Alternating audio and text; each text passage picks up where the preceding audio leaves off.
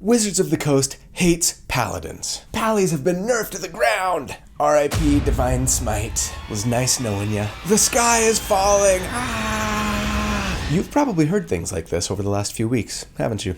Do you believe the critics? Are you one of them? Or do you think paladins are still one of the best classes in all of D&D 5e? Either way, I hope you'll join me as we do a deep dive into a full paladin build today to figure it out. Welcome to D4.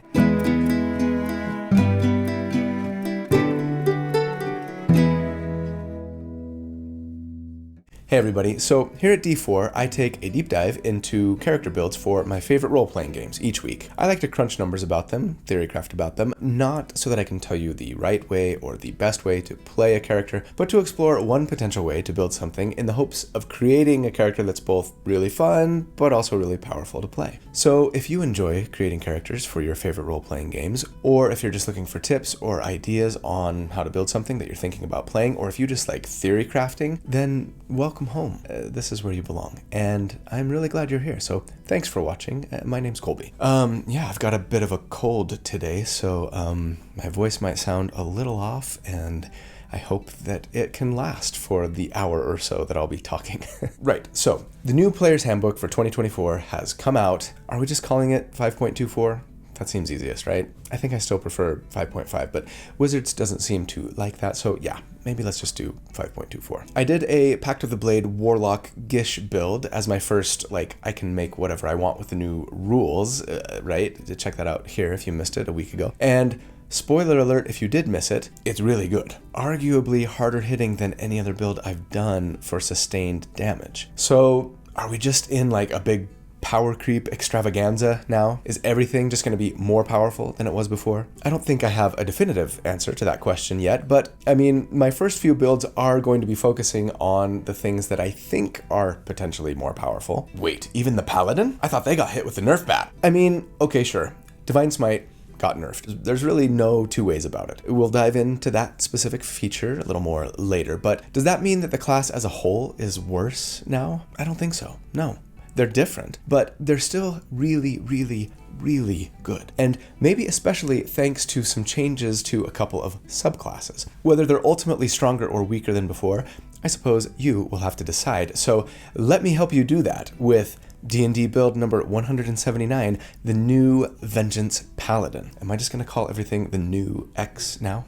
Not forever, but maybe for the first little bit here. Yeah. All right. That was a quick preamble. A huge thanks to my good friend Randall Hampton for the fantastic artwork that he put together for this character. He does this every week. Such a great artist. If you would be interested in following him to check out the other stuff that he's done, maybe even see if you could commission him to create some art for your character or even your entire party, I'll put links in the video description, as always, on how to do so. You know what I love? Fairies. Yeah, you heard me. I love all kinds of fairies, but right now I'm specifically talking about fairies that inhabit the Feywild. Get out of here with your Underdark and your Shadowfell and your Levels of Hell. Okay, admittedly, I love those things too, but my favorite otherworldly realm in fantasy is the Feywild. I want a world that's gorgeous, fantastical, and oozing with Celtic mythology, filled with equal parts whimsy and deviousness. And luckily for me, and for you, we can have loads of that thanks to the folks over at Dragon's Vault and their new 5e compatible setting guide and source book, Fairy, A Realm Wanderer's Guide, and yes, they are the sponsor for the video this week. This book is on BackerKit, and they totally smashed their funding goal right out of the gate. But here's the thing, at the time of this video's release, there are only 2 days. Yeah, 2 days left to back it before the campaign is over. So listen up. Here's why you should really go and back this project. It's over 200 pages, filled to the brim with beautiful illustration and featuring the Fey realm as you have never seen it before. It is a brutal, Game of Thrones style realm steeped in war and magic. Wait, Fey courts filled with intrigue and power climbing? Yes, please. They even have a new fealty system that they introduce here that allows players to earn renown with Fey houses and trade that renown for favors and powers both in and out of battle. There is a brand new class here, the Witch, inspired by Celtic and British folklore with its own casting system, and 10 new subclasses for other classes. You son of a I'm in. Okay, let's be honest, you had me at fairy. But there's even a bestiary here of over 100 new Fae monsters and NPCs for DMs looking for more fun Fae creature options. So please, you guys, do not delay here. Back them before it's too late so that you can get all of those awesome rewards only available to backers, like an Elder Magic dice set, a Metallic Heart D20, an illustrated Cloth Realm map, Fae Creature STLs for 3D printing, illustrated spell and item card decks, and high-quality prints of the best artwork from the book. When you do go check them out, of course, please use the URL that I put in the video description and in the pinned comment. That way they'll know I sent you. Okay, huge thanks to Dragon's Vault. This book looks so fantastic. I cannot wait to get my hands on it. Let's jump into the build. All right. At level 1, for our starting class, I think I'm just gonna go straight class here again today, like last week. I'm not promising that I'm gonna do a straight class build for every class, right, with the 2024 rules before I start multi-classing. In fact, I'm probably gonna start multi-classing next week. But I am interested in straight classing more often than I used to be, since I think Wizards of the Coast has done a much better job of letting classes scale than they used to in the 2014 Player's Handbook, right? And it allows me to explore more of the new rules and features available when I do this. For Pallies, I think there's actually great justification for taking, sure, a level or 2, or maybe even 3 of Fighter or Sorcerer, sometimes Warlock, sometimes Bard, right? And I'm sure I'll do builds that do all of those things. But for today, I want to explore a full Paladin. Definitely until level 11, and even level 15 is compelling for me on this build, and at that point, you know, we might as well finish. As for our species, I'm not gonna go Goliath this time, thank goodness. Don't want to set too much of a trend there. Instead, I want to be an elf, but you might want to make a different choice, so let me explain. As the title suggests, we are going to be a Vengeance Paladin, and as such, we are going to have a very reliable and consistent source of advantage. For that reason, I'm very tempted, as I so often am, to eventually at least get Elven Accuracy, right? To increase our hit and crit chance. But in order to enjoy the benefits of that feat, we need to be making attacks with something other than strength. That means that, yeah, I'm going to be building a dexterity-based dual-wielding paladin today, which is fun and pretty unique. However, there are some very compelling reasons not to be a dex-based pally and focus on strength instead. I'll try to mention those as we go to help you decide which route you want to take. In the interest of damage above all, though, sure, elves are great. I'm gonna say let's be a wood elf for this build, though you could certainly pick something else, including an Eladrin or a Shadar Kai or even a half elf. Though keep in mind that if you're playing with the 2024 rules, half elves, even if you're,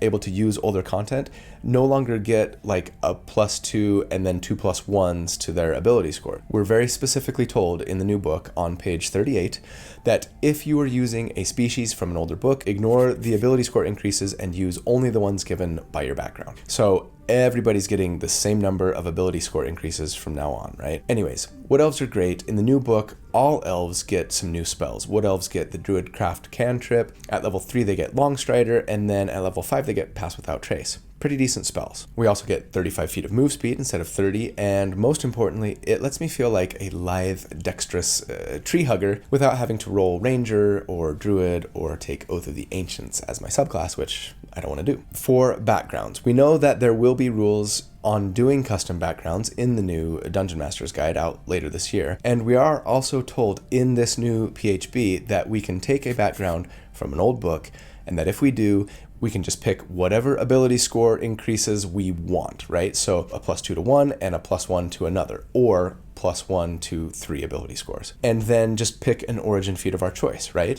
Now, if you can't either do a custom background or pick an old background, then I'm going to suggest taking the criminal background here, as it's the only one that gets us the feat I want and 2 of the ability score increases that I want. As for that origin feat that we get, yeah, I want to take alert here. It's not a must-have. You could take lucky or tough or heck, chef if you really wanted, and you'd be okay. But I see this character as being kind of like poised and ready at all times, quick with heightened awareness, and yeah, the alert feat is just really good. It lets you add your proficiency bonus to initiative rolls and lets you swap out your initiative roll with a willing ally, and that's just going to be kind of great all the time. Going before your enemies is a big deal. As for our ability scores, I'm assuming we are going the point buy method as always. Let's do a 15 dexterity and a +2 there, a 14 constitution, and then a 15 charisma and a +1 there. And yeah, in this scenario, we're just dumping our strength. Wait a minute, you're a paladin, you can't dump your strength. Actually, you can, as long as you're not multiclassing, right? Remember, we only have minimum ability score requirements if we multiclass into or out of a class, and we're just gonna be straight pally. So in this case, we're going to be a fairly weak one. I'm okay with that. If you're not, then make a different choice. And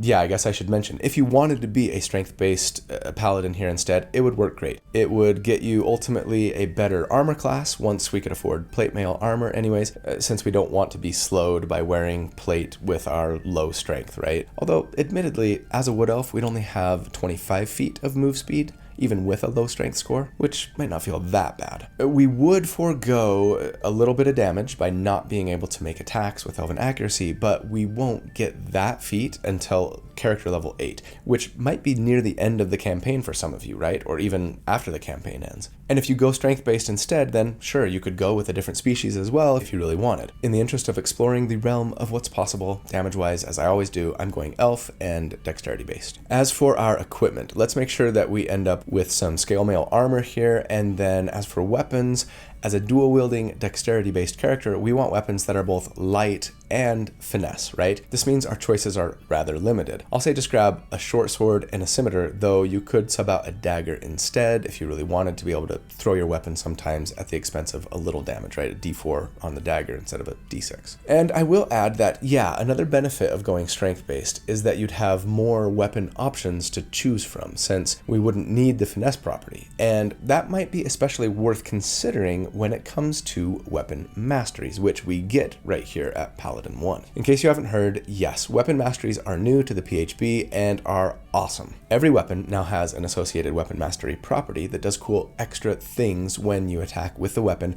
if you have access to the weapon mastery ability, right? Paladins get to choose 2 weapons that they want mastery with, and they can be swapped out with a long rest. I'm gonna say let's take the short sword so that we can have the Vex mastery, and the scimitar so we can have Nick. Vex says that when we hit with that weapon, our next attack made before the end of our next turn has advantage.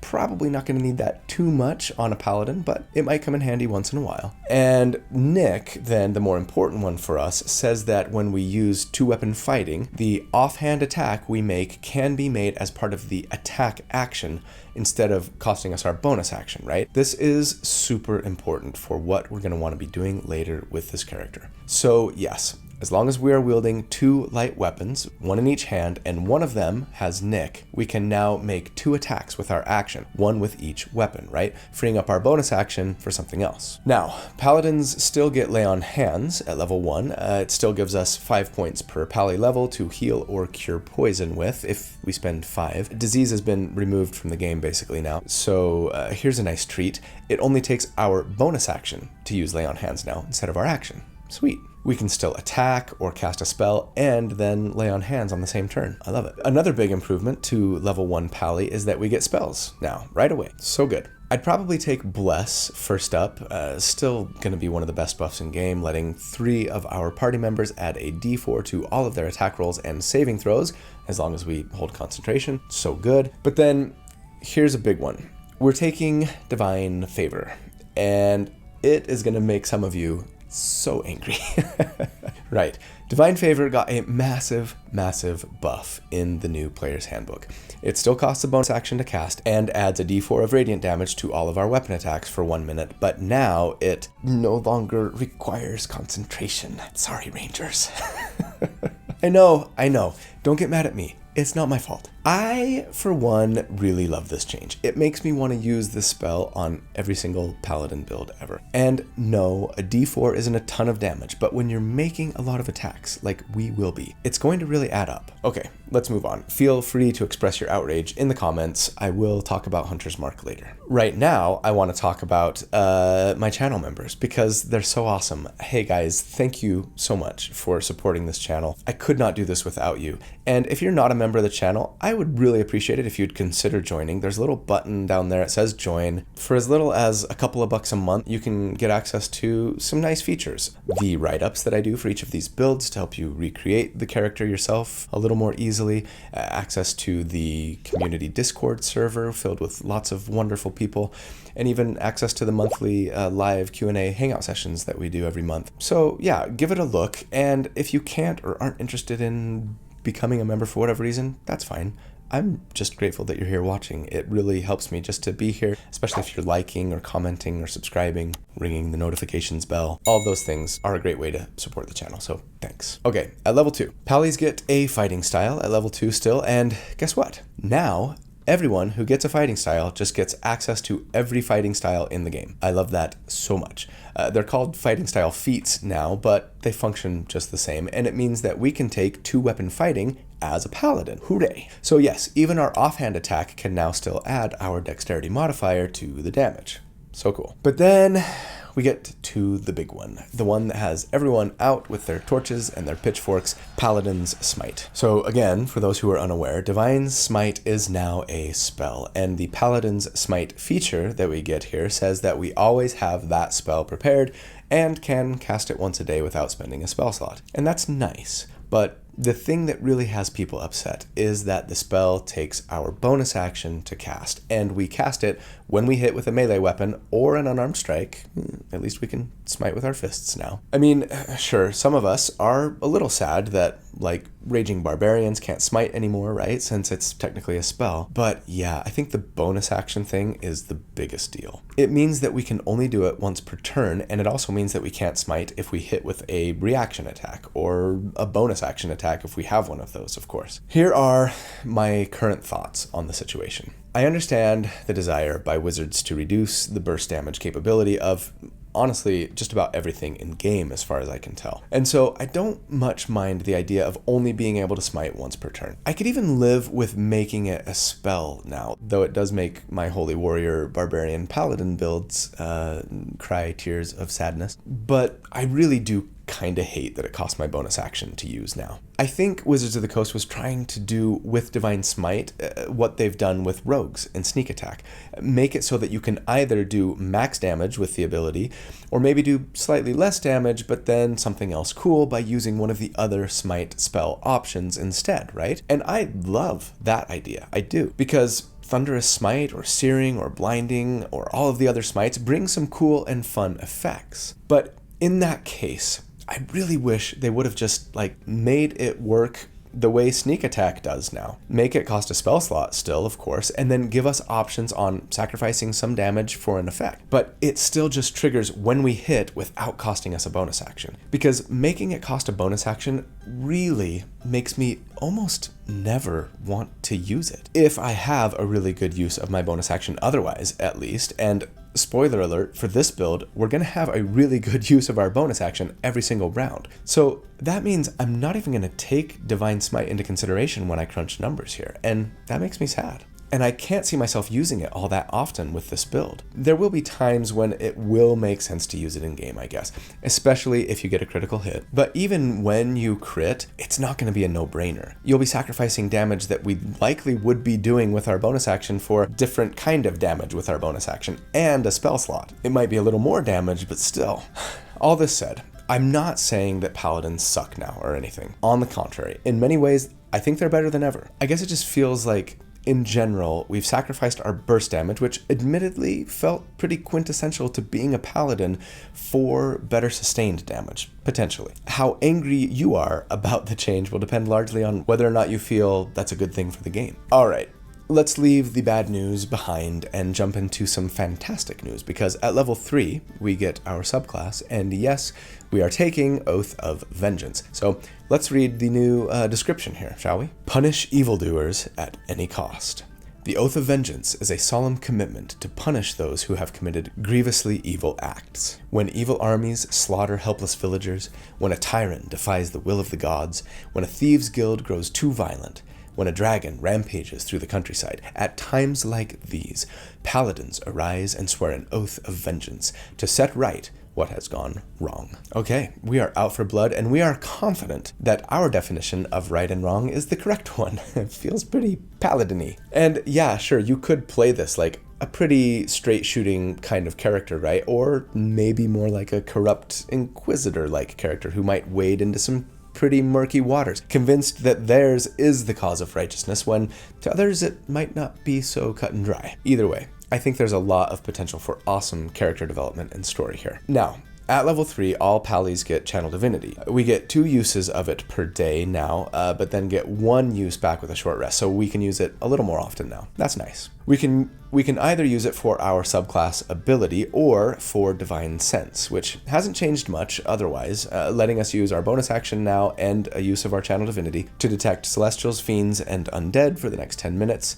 That's nice, at least it lasts a little longer, within 60 feet that aren't behind total cover. But let's not kid ourselves, we're almost always going to be using Channel Divinity for Vow of Enmity, which is the only other option for Channel Divinity that Vengeance Paladins have now. As with all Paladin subclasses, we only have 1 subclass Channel Divinity option, but losing the second option is made up for and in spades, I think, later, so hang tight. But boy, oh boy, has Vow of Enmity been buffed to the 9s. It used to cost a bonus action to activate, no longer. We can now just decide to use it to give ourselves advantage on all of our attacks against an enemy for 1 minute when we take the attack action against them. No action or bonus action required. But even better, if that enemy falls to 0 hit points, we can transfer it to another enemy within 30 feet and continue to enjoy the same benefit, and again, no action required. This is like Christmas in July. This makes me sing and dance. I love it with all of my heart. Vengeance Pallies used to be amazing for taking out 1 big bad per short rest. Now we basically have Barbarian's Reckless Attack, arguably the Barbarian's single strongest ability, without any of the drawbacks. It is amazing and almost makes me forget about the Divine Smite nerf. Now, we also get a couple of new spells added to our Paladin repertoire from our oath, and for Vengeance Pallies, that means Bane, the anti-bless, which is quite good in many situations, forcing our enemies to make a charisma save or subtract a d4 from their attacks and saving throws, and also, Hunter's Mark. And so, I mean, if we wanted to, we could actually have both Divine Favor and Hunter's Mark going.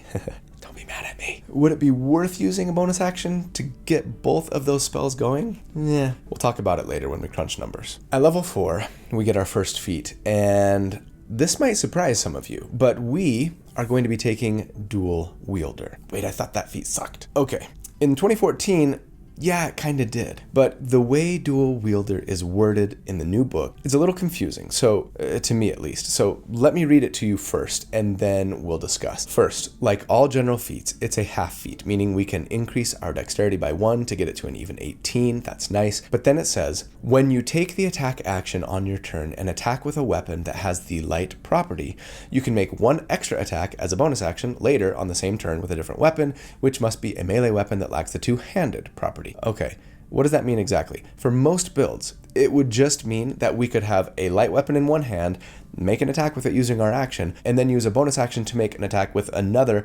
non-two-handed weapon, like, say, a longsword or a rapier, etc., with our bonus action that we're holding in our other hand, right? It's basically 2-weapon fighting, but you just get to use a D8 weapon instead of a D6 in one of your hands. That feels lame. At first glance, it seems like it's worse than the old Dual Wielder feat, right? I mean, that one bumped our armor class by 1, and then let us use 2 D8 weapons.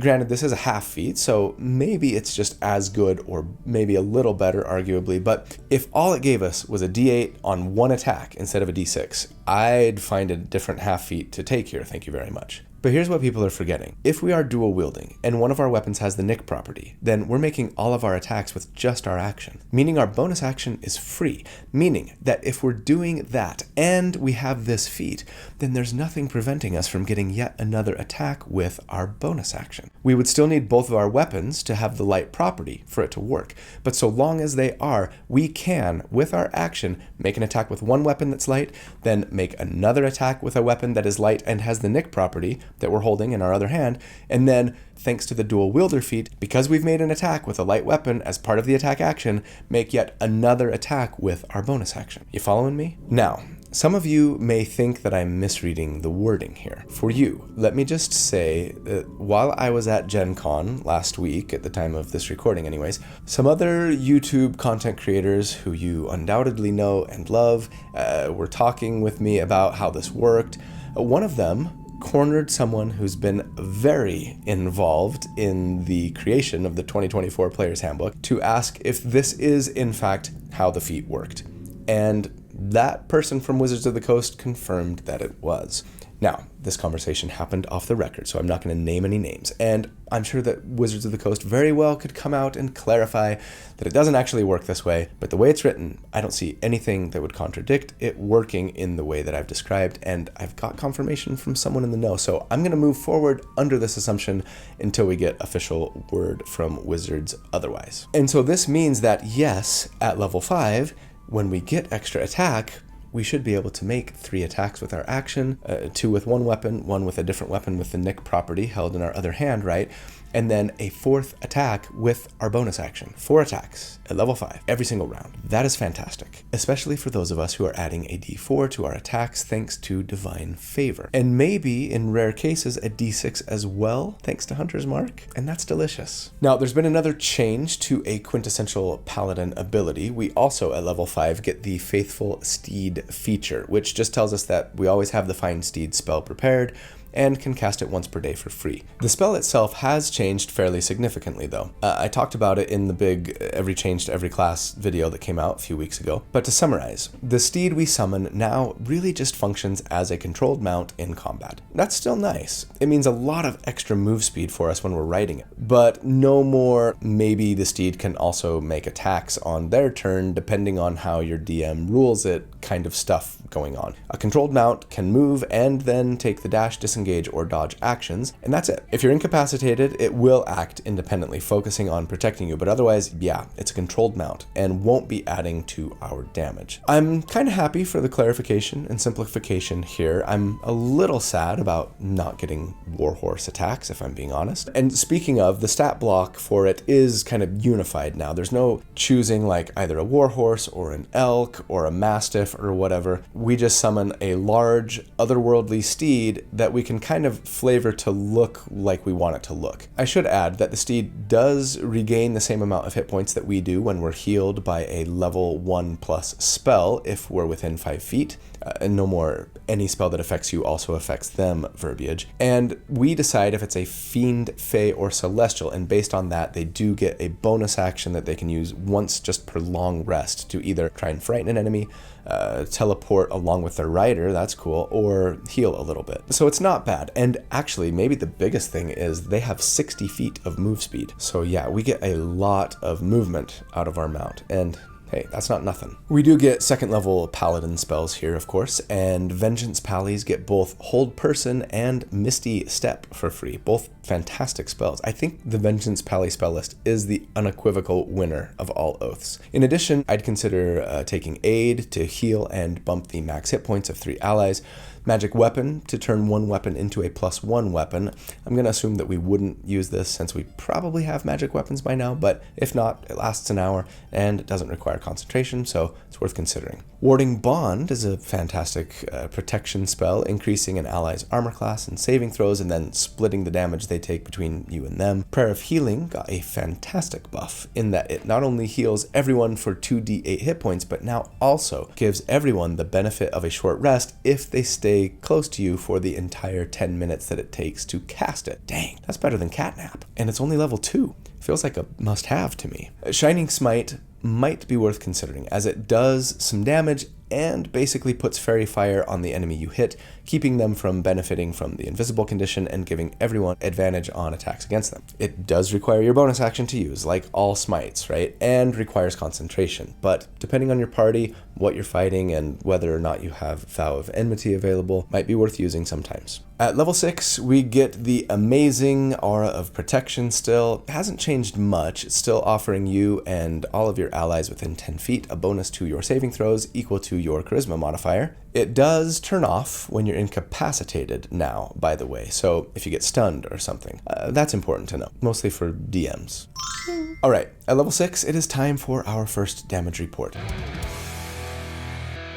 Here's what combat is going to look like for us. On round 1, we will cast Divine Favor with our bonus action, draw our weapons, use Vow of Enmity, and start swinging. We'll be making 3 attacks with our action, 2 thanks to extra attack, and 1 more thanks to Nick. Now, the question of course is, should we cast another buff spell that would use up our concentration. Bless is great. If no one else in the party is casting it, we should definitely consider using it. Of course, it does take our action to cast, and we can't cast it and Divine Favor on round 1 since they're both spell-slotted spells, right? I'm not going to assume that we're using it for that reason, but again, it very well could be worth sacrificing your first round for. So what about Hunter's Mark? The spell is notoriously problematic due to the way it eats up so many bonus actions. Would it really be worth casting it on round 2 and giving up our bonus action attack again? Most of the time, I'd say probably not. But I mean, we're getting 3 attacks with just our action. That's potentially 3d6 of additional damage with Hunter's Mark. That's 10.5 damage on average, more if we crit. And with advantage, that will happen with a fairly high frequency. By contrast, our bonus action attack from Dual Wielder would get us a d6 for our weapon, a d4 for Divine Favor, right? And then +4 for our dexterity. That's 10 damage on average. So yeah, it's pretty much a wash on using a bonus action to cast Hunter's Mark or using a bonus action to attack. Of course, it's not just that bonus action that we'd be sacrificing with Hunter's Mark, right? We have to spend our bonus action to transfer it to a new target every time, but again, we're getting a teeny bit more damage on average by giving up our bonus action to transfer it. So I'll say, sure, for now, if you have the spell slot to spare, go ahead and cast it. I'll assume we're doing so when I crunch the numbers, since on those rounds when you don't need to transfer it, it's definitely a bump to our damage. Now what about Smite? Should I assume we're smiting on a crit? It's complicated, because if I do smite, I'd be giving up 13.5 damage on average, with Hunter's Mark anyways, that we could have gotten from a bonus action attack for what would be an extra 6d8 by smiting with a 2nd level spell slot on a critical hit, right? 27 damage on average. So sure, if you do crit on this character with one of your action attacks in combat, go ahead and smite if you think an extra 10 to 15 points of damage will be the difference between life and death for that enemy. Trying to calculate the if I crit, then substitute smite damage from my usual bonus action attack math is just more than I want to take time to calculate. So I'm going to leave it out this time. But on those rounds when we do have both Divine Favor and Hunter's Mark going, we'll be making 4 attacks that each do 2d6 plus 1d4 plus 4 damage, all with advantage, for a total of 8d6 plus 4d4 plus 16. And so, against an enemy with a 10 armor class here, we would on average do 57 damage per round. And against a 15 AC, it would be 51 DPR. And compared to other sustained DPR builds that I've done to date, well, I've only done one other using the 2024 rules so far, right, from last week. It's beating out that build actually by a decent amount at this level anyways. And yeah, versus those old 2014 rules builds, it's right in the upper echelons of tier 1. Okay, is this power creep? Is it broken? Well, keep in mind, we're not doing this much damage until round 3, right? It's still very good, even on rounds 1 and 2, but would be more like middle of tier 1 instead of top of tier 1 by comparison. Of course, we could be smiting when we crit for a little more damage too, so yeah, no matter how you calculate it, it's really, really solid. My question is, how well does it scale? Let's find out. At level 7, we get Relentless Avenger as a Vengeance Paladin, and while this feature has improved for the new book, it's still not amazing, in my opinion. Now, in addition to being able to move half of your move speed when you land an opportunity attack, you also reduce the enemy's move speed to 0. Okay, yeah, fine. That is a lot better. It's kind of like a free Sentinel feat, or half of the feat anyways. Enemies are going to have a really hard time getting away from you, and that's cool. Doesn't do much for the spreadsheet, but hey, not everything needs to, right? But at level 8, we get another feat, and yeah, this is where I'm taking Elven Accuracy. At least, again, I would if I cared about damage above all. Otherwise, I would probably go strength-based and consider taking a different species, like I've said. And for that matter, all of us should consider doing something to shore up our defenses, especially our concentration check. Anyways, for us, yeah, it is such a great feat. If you have advantage regularly, which we do, as it lets us roll 3d20s with advantage instead of 2, as long as we're not attacking with strength, right? Dexterity, charisma, intelligence, or wisdom. And it's also a half feat, letting us raise our dexterity to 19. So good. At level 9, we get a new feature here called Abjure Foes. And this kind of takes the place of that second Channel Divinity option that Paladin subclasses lost. I alluded to it earlier. And I think this is better than most, if not all, of those second Channel Divinity options, right? Though we do have to wait till level 9 to get it. Now that we're here, It says that we can use a magic action and a use of our channel divinity to target a number of creatures equal to our charisma modifier, so 3 for us right now, within 60 feet. And if those enemies fail their wisdom save, they are frightened of us for a minute or until they take damage. And in addition to the usual stuff that frightened does, they can't move towards you, they have disadvantage on attacks and ability checks if they can see you. They also can only do one thing on their turn: move, take an action, or a bonus action. So it's kind of like frightened plus slowed. Super potent. We also get 3rd level spells here at Pally 9, and that's fantastic, especially for Vengeance Pallies, as they get protection from energy and, yeah, haste for free. Dang. Okay, so we're using haste for our concentration going forward, right? Well, not so fast. There are some major drawbacks here. Yes, it doubles our move speed, increases our armor class and our dexterity saves by 2, and gives us another action on our turn, but we can only make one attack if we take the attack action with it. Otherwise, we can only dash, disengage, hide, or utilize with that extra action. So let's think about it. If we gave up Hunter's Mark, that would be 3 or 4 d6 that we'd be sacrificing, potentially, so 10.5 or 14 damage on average. Without Hunter's Mark, a single additional attack here from haste would just be a d6 plus a d4 plus 4. Potentially more with a magic weapon, but without, that's still only 10 damage on average. Seems like Hunter's Mark wins here, at least damage-wise. That's right, folks. You heard it here first. Hunter's Mark is a better spell than haste. Can't wait until someone uses that out of context. And yeah, of course there are other benefits to haste that we should consider, but don't forget the big drawback. When it ends, we are incapacitated and immobile for a round. Ouch. No aura of protection even, right? If we're incapacitated. And we don't have constitution saving throw proficiency on this build, so it's not like concentration checks are guaranteed here, even with aura of protection. I think for these reasons, I'm going to pass on using haste for now, but that will change later. As for other spells to consider taking here, Aura of Vitality is incredible for efficient healing, even better in the new book as it no longer requires a bonus action to do the healing. You can just choose to heal somebody within 30 feet of you, including ourselves. I mean, heck, we could use our concentration on that and still do pretty great damage and heal ourselves or an ally for 2d6 every round. Pretty sweet. Dispel Magic is always handy, of course. Revivify is good to have in case someone dies. I'd even consider Blinding Smite, as it does both smite damage and blinds an enemy. No save. So attacks against them have advantage and they have disadvantage on theirs, right? Among other things. It does require concentration and it lasts for a minute, but it's worth considering on a tough, hard-hitting opponent for sure. Okay, at level 9, it is time for our next damage report.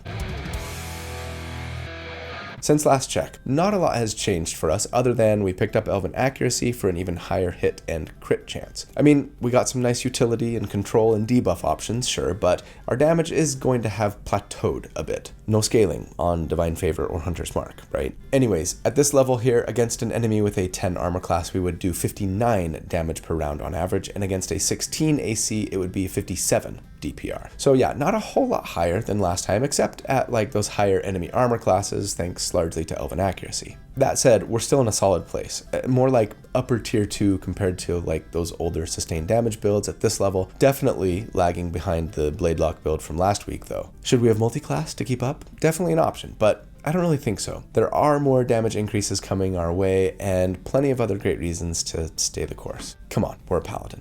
We're still super solid. At level 10, we still get Aura of Courage, and not much has changed here, except that, like all our class and subclass auras now, this just is tied to Aura of Protection. It essentially adds another thing to our Aura of Protection. So now, in addition to the saving throw bonus, our Aura of Protection also gives us and our allies within 10 feet immunity to the Frightened condition. Very nice. It also specifies that if a Frightened ally enters the aura, the Frightened condition has no effect on them while they're in it. A very nice support protection feature for sure. At level 10, we get Radiant Strikes. This is the new name for improved Divine Smite, and it's a little better in that it works on both weapon attacks and unarmed strikes, but otherwise it's the same, adding a d8 of extra radiant damage with every hit, and for those of us making lots of hits, that's especially good. At this point, using haste starts to compete or maybe even outpace Hunter's Mark damage-wise, but there are still the drawbacks of being incapacitated when the spell ends and having to take an action to cast cast it that you should consider.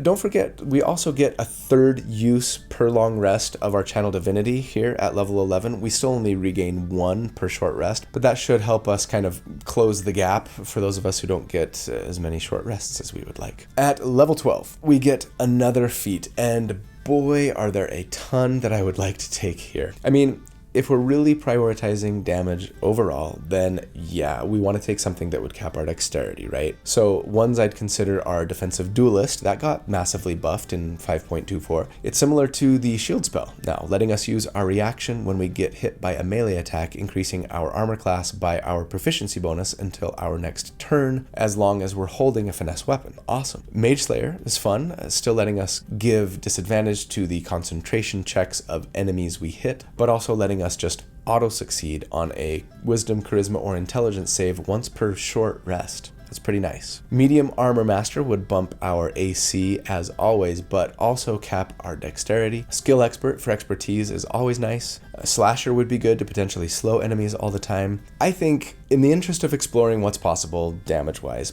I'm going to go with the Charger feat. It says that when we move in a straight line at least 10 feet before hitting an enemy with a melee attack as part of the attack action, then we can do an extra d8 of damage to them or push them 10 feet. And while this might not be all that usable on most characters, keep in mind that we're likely mounted, and our steed can take the disengage action every turn, and it still gets 60 feet of move speed. And since with mounted combat, our controlled mount just takes its turn at the same time as we do, I think we'll be able to use Charger pretty much every single turn to get that 10 feet of movement in a straight line, right? And while a single d8 of damage once per turn isn't all that amazing, it's still a bump. And frankly, it feels super on point for a mounted knight being effective on horseback, you know? So I like it. Okay, at level 13, Vengeance Pallies get 4th level spells. Vengeance Pallies get Compulsion and Freedom of Movement for free, situationally quite useful. And beyond that, I'd consider going Aura of Life if you want to lean into your support capabilities. The spell hasn't changed much, still lets allies within 30 feet recover 1 hit point on their turn if they're at 0, as well as give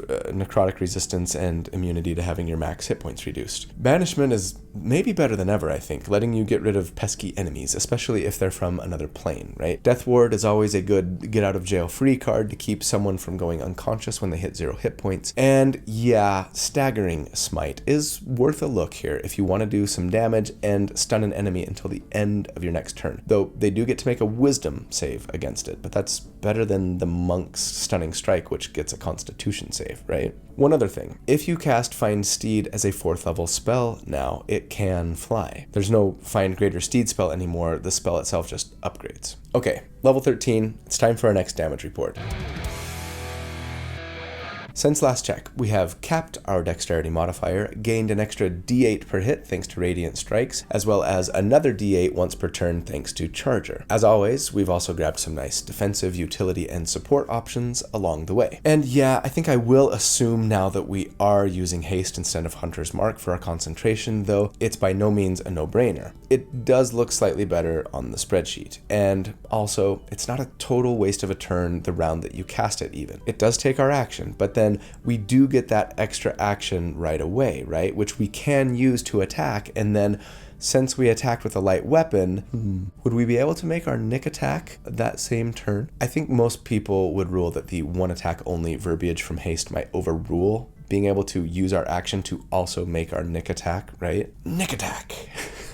It's like a special attack made by people named Nick. I can see an argument for a different interpretation here. We took our 1 hasted attack. We don't benefit from extra attack. But the Nick Mastery interaction might arguably then trigger. Probably not, but I'll probably debate it with my friends. Anyways, even if we didn't get a Nick attack as part of our action, we would get a bonus action attack thanks to the fact that we're dual wielding light weapons, right? And we took the attack action. Anyways, on the next round, yeah, it would be Divine Favor with our bonus action, then 4 attacks thanks to Haste, and thereafter we would be looking at 5 attacks per round so long as we could hold on to our concentration. Each one adding a d4 from Divine Favor, a d8 from Radiant Strikes, and 5 from Dexterity. Not bad at all. And so, against enemies with a 10 armor class here, we would on average do 90 damage per round. And against a 17 AC, it would be slightly less, only 88 DPR. And What we're seeing, not surprisingly, is that while the total damage we can do if all of our attacks land might not be as high as, say, the Pact of the Blade lock from last week, or some of the other heavy hitter builds that I've done before, who were averaging over 100 damage per round against low AC targets, thanks to easy advantage and elven accuracy, the damage we do against enemies with middling and higher AC is just really, really good, putting us firmly back in T1 territory. And at the end of the day, I care a lot more about what my DPR looks like versus a 17 or 18 enemy AC than I do about what it looks like versus a 10 AC, right? At level 13, when are we fighting an enemy with 10 AC? Almost never. All right. Let's keep going with Paladin here at level 14 because there is another really nice feature that I want to get to. At 14 here we get Restoring Touch, which is a nice buff to our Lay on Hands, saying that when we use Lay on Hands, we can also remove Blinded, Charmed, Deafened, Frightened, Paralyzed, or the Stunned condition. Very nice. It does cost us 5 points for each of these that we remove, meaning we could potentially remove multiple if we had the points, right? And those 5 points don't restore hit points, but hey, to be able to do that with a bonus action now, it's pretty dang nice. At level 15, as a Vengeance Pally, we get Soul of Vengeance, which is pretty awesome. It hasn't really changed since 2014, letting us make a reaction attack against our Vow of Enmity target when they hit or miss with an attack. But since we can pretty safely assume that we'll have Vow of Enmity up all the time, assuming you get a short rest every fight or two, like at most tables, this means that there is a very high likelihood that we'll be able to pretty consistently get a reaction attack against our target. I'd like to work this into our damage calculations. I'm not quite sure what to set the percentage at for like how often we'll get a reaction attack. I mean, our target has to be in range, but if we're attacking them, we're going to be in melee, right? So I guess they could run away from us first, but then they would just provoke an attack of opportunity. So either way, we're getting a reaction attack as long as they make an attack or run away. So yeah, it feels like unless our target died and we haven't had a turn yet to transfer the Vow of Enmity to someone else, or I guess if they're a spellcaster or otherwise aren't making attacks, we're gonna be getting a reaction attack, yeah? Is 75% too high of an assumption here? I'll say 75%, and if you wanna scale it back a bit, feel free. Now, at level 16, if it were me playing this character in game, if I'm being honest, sure, I'd probably start fighter, maybe. There's compelling reason to do so. It's not just about the armor and the weapon proficiencies, right? Constitution saving throw proficiency and another fighting style are pretty compelling arguments. Or, yeah, sure, start sorcerer for the Constitution save proficiency and better spell slot progression and even cantrip access. Maybe meta magic later, right? I think I lean fighter instead because, I mean, at fighter 2, action surge is action surge and burst damage is great. But if we did just start paladin and have been paladin the whole time, at this point, I'd probably stay the course. Not so much for damage reasons, but more for support and utility and control ones, honestly. We would get a feat here at level 16, meaning that we can finally take Resilient Constitution or Warcaster, or maybe just bump Charisma since it benefits almost everything thanks to Aura of Protection, right? And yeah, honestly, we should have done more to protect our concentration a long time ago, which I had mentioned, but again, that's kind of the main reason why I'm maybe starting Fighter or Sorcerer. Speaking of Warcaster, some of you are probably concerned about the whole casting spells with our hands full thing, but I'm not too worried about it with this build. First of all, don't forget that we can draw or stow a weapon as part of the attack that we make, before or after the attack. The dual wielder feat lets us draw or stow 2 at a time. Second of all, once we get ourselves buffed up, I'm not really planning on casting spells in combat with this build. But if I need to, I should be able to stow a weapon with a free action before I cast my spell. Regardless, taking Warcaster earlier in your career would have been a great idea. It would let you bump your charisma by 1 as well. So in that case, feel free to start with an odd-numbered charisma modifier, maybe bump your constitution more instead. Alternatively here, we could start with resilient constitution and start with an odd-numbered constitution modifier instead if you wanted. Or sure, take both of these feats earlier in your career if you wanted to be extra careful about protecting your concentration. But then level 17, we're here, we might as well finish off in Paladin, right? If for no other reason than because at this point, we're really close to an epic boon and the Vengeance Pally capstone feature, Avenging Angel, which is pretty great. For us, at level 17, it means 5th level Pally spells, and Vengeance Pallies, true to form, get the amazing Hold Monster for free, as well as Scrying, which can be super useful. Aside from those, I'd consider taking Greater Restoration here for a nice cure-all, Raise Dead in case you couldn't revivify in time, Destructive Wave might be worth a look if you really feel like you need to have a little bit of AoE damage potential in your pocket. But then Banishing Smite is worth a look. It's some nice extra damage and banish on an enemy. It's the best smite of all, right? 5d10 damage, almost as much as just regular Divine Smite, and then essentially the same effect as the banishment spell, without the if they're from another plane, they're gone forever rider. It does require concentration, but yeah, really good to have when you need it. And this then brings us to our final damage report. Since last check, we haven't done much to scale our sustained damage other than the Soul of Vengeance feature, which is quite good, and will give us a 6th attack every round, 75% of the time, as per my estimates. We are a whirling dervish of blades. I love it. I'm like a tornado of anger, swirling about. But yeah, we've of course gained some really nice defensive control and support options too, making us nicely well-rounded, and we're in a fantastic place. But against enemies with a 10 armor class here, we would on average do 103 damage per round, and against an enemy with an 18 AC, it would be 100 DPR on average. Practically the same as the 10, right? Thanks to Elven Accuracy, and yeah, a relatively minor bump, though it does feel really nice to break that century mark. Compared now to older builds that I've done to date, at this level, we're still kind of bottom of tier 1, I'd say, by comparison. But more importantly, perhaps, we are a level 17 Paladin, with all of the support and utility and defense that potentially brings to our party. So let's get into some final thoughts, shall we? The tier score for this build, if you take the damage that they do against every armor class that we calculate for at each of the 4 damage reports and just average them all into one big number, we end up with a 69. Nice. Which, while it is pretty significantly lower than the Bladelock's 85 from last week, it puts us very comfortably in the middle of tier 1 compared to those older sustained DPR builds, all while being a freaking full Paladin. And that is pretty dang impressive in my book. So yeah, the question, of course, that we have to ask ourselves, the same one that I asked at the beginning, are Paladins worse than they were before? If I'm being honest, I think that, yes, their ability to deal burst damage has been significantly reduced, more than any other class in game, full stop. And considering how powerful burst or nova damage can be in this game, you could argue that this is a huge, massive blow to a Paladin's power level. That said, in the 4 years that I have been doing character builds for this channel, the highest sustained damage build that I've ever done that had more Paladin levels than anything else was the Holy Warrior. And what made that character so good was the fact that they had Barbarian levels, so they could reckless attack and always have advantage, right? Rage and other things were nice, but that was the biggest deal. Well, guess what? I don't need to sacrifice Paladin levels any longer to put them into Barbarian to get that benefit thanks to the nice change to Vengeance Pallies, meaning I can get all of my important Pally features and spells that much sooner. And when you add the buff to Divine Favor and Weapon Masteries, in the end, this build outdamages that Holy Warrior at most levels and against most enemy armor classes. And they do it by dual-wielding light weapons as a dex-based Pally, and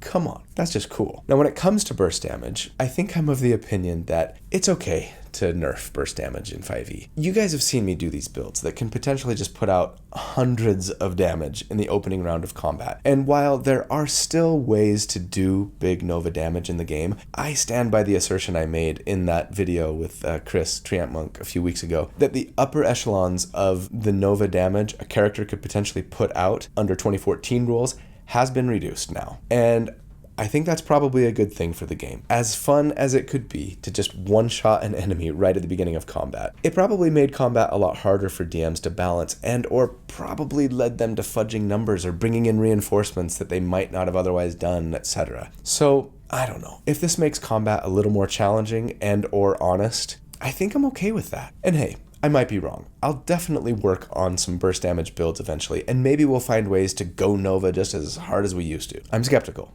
but we'll see. So yeah, in the end, I wouldn't argue that Pallies are weaker than they used to be. I think they got a big nerf in the way that a lot of classes and spells and abilities got nerfed, but then they got some really nice buffs too. This character would be so much fun to play, and they bring so much to the table in addition to all that wonderful sustained damage. I, for one, certainly hope that you get to play them someday. I certainly hope that I get to play them someday too, but regardless, that's the build for the week. I hope you enjoyed it. I hope you know how much I love you, because I do. Thank you so much for all that you do for me, for the channel. I hope you have a fantastic day and a really great week. And if you don't, you guys, please don't give up. Hang in there. I believe in you. I hope that you will do good and be kind, and that I see you again very soon. But until then, take care. Bye.